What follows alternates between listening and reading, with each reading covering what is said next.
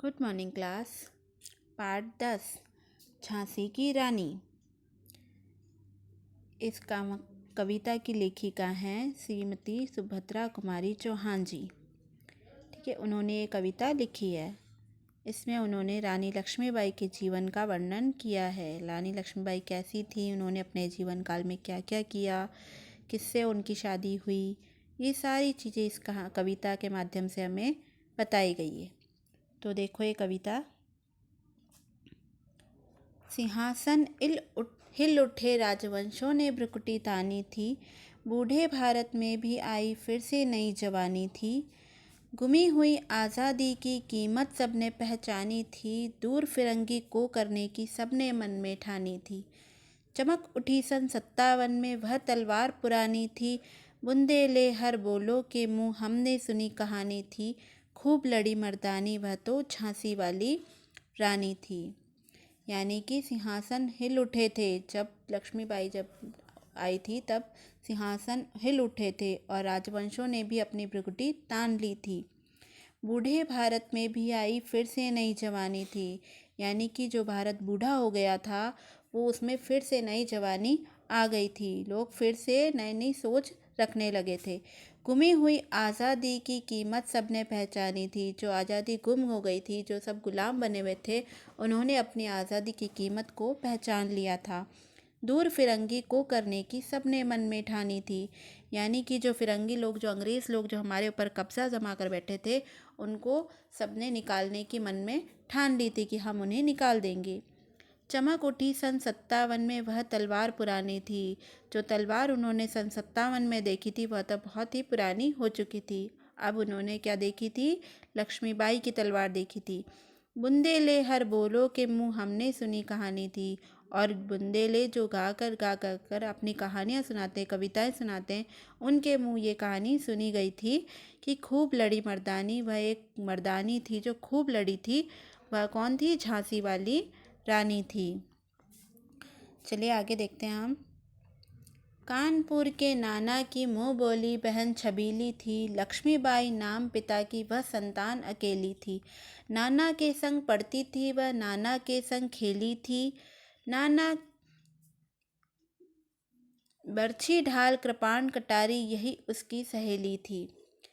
वीर शिवाजी की गाथाएं उसको याद ज़बानी थी। बुंदेले हर बोलो के मुँह हमने सुनी कहानी थी।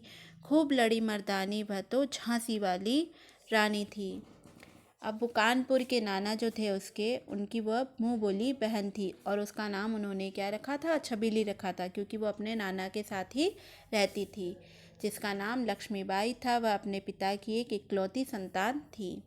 अपने नाना के संग ही वह रहती थी, अपने नाना के संग ही पढ़ती थी और नाना के साथ ही वह खेलती थी। उसको नाना जी उसको युद्ध ज्ञान भी देते थे, युद्ध ज्ञान की शिक्षा देते थे। इसलिए उन्हें बर्छी, ढाल, कृपाण, कटारी आदि सब का ज्ञान था और इसीलिए उसने वो गुड्डे गुडियों से नहीं खेलती थी, वह इन्हीं से खेलती थी और इन्हीं को अपनी सहेली मान लेती थी।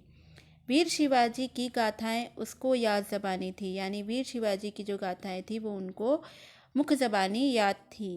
बुंदेले हर बोलो के मुँह हमने सुनी कहानी थी। खूब लड़ी मर्दानी वह तो झांसी वाली रानी थी।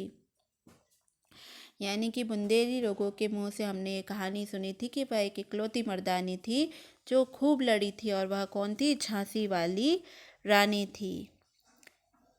लक्ष्मी थी या दुर्गा थी वह स्वयं वीरता की अवतार। देख मराठे पुलकित होते उसकी तलवारों के वार। नकली युद्ध व्यू की रचना, खेलना खूब शिकार। सैन्य घेरना, दुर्ग तोड़ना, ये थे उसके प्रिय खिलवाड़। महाराष्ट्र कुल देवी उसकी भी आराध्य भवानी थी। बुंदेले हर बोलो के मुँह हमने सुनी कहानी थी। खूब लड़ी मर्दानी वह तो झांसी वाली रानी थी।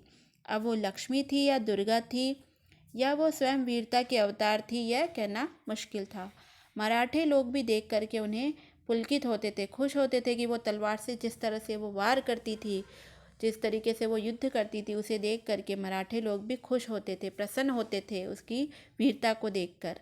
वह अपने आप ही खुद ही नकली युद्ध लड़ती थी, नकली व्यू की रचना करती थी और खूब खेला करती थी और खूब शिकार किया करती थी। सेना को घेर लेती थी, दुर्ग को तोड़ देती थी। ये सब उसके प्रिय खेल थे। इसके अलावा महाराष्ट्र की कुल देवी जो उसकी आराध्य भवानी थी, यानी कि महाराष्ट्र की कुल देवी की भी वो पूजा करती थी। यानी कि वो युद्ध और वीरता के साथ साथ वो एक धार्मिक भी थी, और उनकी भी वो पूजा भी, जितना वो युद्ध करती थी उतना ही वो पूजा भी करती थी।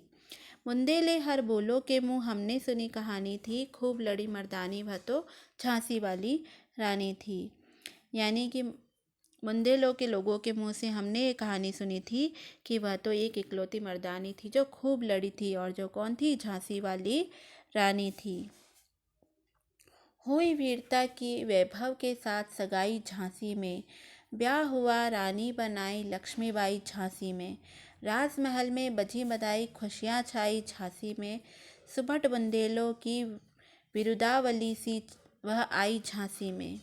चित्रा ने अर्जुन को पाया शिव से मिली भवानी थी, बुंदेले हर बोलो के मुँह हमने सुनी कहानी थी, खूब लड़ी मर्दानी वह तो झांसी वाली रानी थी। हुई वीरता की वैभव के साथ सगाई झांसी में, यानी कि वीरता का प्रतीक यानी कि रानी लक्ष्मीबाई, और वैभव का प्रतीक यानी कि राजा गंगाधर राव, जिसके साथ उनका सगाई हुई थी। कहाँ हुई थी? झांसी में हुई थी। ब्याह हुआ यानी कि शादी हुई, और वह रानी बन गई लक्ष्मीबाई झांसी में। झांसी में रानी बनकर वो आ गई। राजमहल में बजी बधाइयाँ, राजमहल में खुशियाँ ही खुशियाँ छा गई, वो भी झांसी में। और सुभट बुंदेलों की बिरदावली सी वह आई झांसी में, यानी उन बुंदेलों की वह प्रसिद्ध हैप्पीनेस बनकर वो झांसी के अंदर आई थी।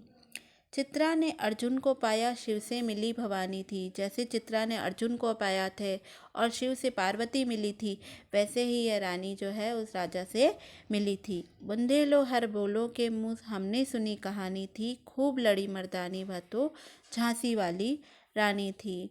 और उन बुंदेले लोगों से हमने ये कहानी सुनी थी कि वह ऐसी मर्दानी थी जो खूब लड़ी थी। उदित हुआ सौभाग्य मुदित महलों में उजियाली छाई, किंतु काल गति चुपके चुपके काली घटा घेर लाई। तीर चलाने वाले कर में उसने चूड़ियाँ कब भाई, रानी विधवा हुई हाय विधि को भी नहीं दया आई। निसंतान मरे राजा जी रानी शोक समानी थी, बुंदेले हर बोलो के मुँह हमने सुनी कहानी थी, खूब लड़ी मर्दानी वह तो झांसी वाली रानी थी। उसका सौभाग्य उदय हुआ और मुदित महलों में उजियाली छा गई, किंतु काल गति चुपके चुपके काली घटा घेर लाई। लेकिन चुपके चुपके उसके जीवन में भी काली घटाएं आ गई। तीर चलाने वाले हाथ में उन्होंने कर, यानी कि हाथ, तीर चलाने वाले हाथों में उसे चूड़ियाँ कब भाने वाली थी, और वह रानी जो है फिर थोड़े ही समय में विधवा हो गई, और विधि को भी दया नहीं आई, विधि को भी ये दया नहीं आई उस पर, और वह रानी जो है विधवा हो गई। निसंतान मरे राजा जी, राजा जी की मृत्यु हो गई थी, उनके उस वक्त कोई संतान नहीं थी। रानी शोक समानी थी, और रानी जो है वो शोक में थी। बुंदेले हर बोलो के मुँह हमने सुनी कहानी थी, खूब लड़ी मर्दानी वह तो झांसी वाली रानी थी। बुंदेली लोगों के मुँह से हमने ये कहानी सुनी थी कि वह एक इकलौती मर्दानी थी जो खूब लड़ी थी, और वह कौन थी? झांसी वाली रानी थी।